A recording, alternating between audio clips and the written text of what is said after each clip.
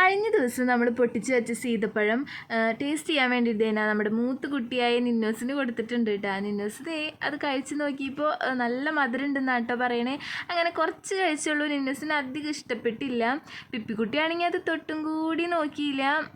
അവൾ എന്തോ ഒരു അറപ്പ് പോലെയാണ് കേട്ടോ അവൾക്ക്. അങ്ങനെ ടിഫിനായിട്ട് കഴിഞ്ഞ ദിവസം വാപ്പിച്ച് കൊണ്ടുവന്ന ഫ്രഞ്ച് ഫ്രൈസ് മതി എന്നും പറഞ്ഞതേനെ അത് ടിഫിനാക്കി വയ്ക്കുന്നുണ്ട്. അത് കണ്ടപ്പോൾ പിപ്പിക്കുട്ടി എടുത്തിട്ടുണ്ട് കേട്ടോ.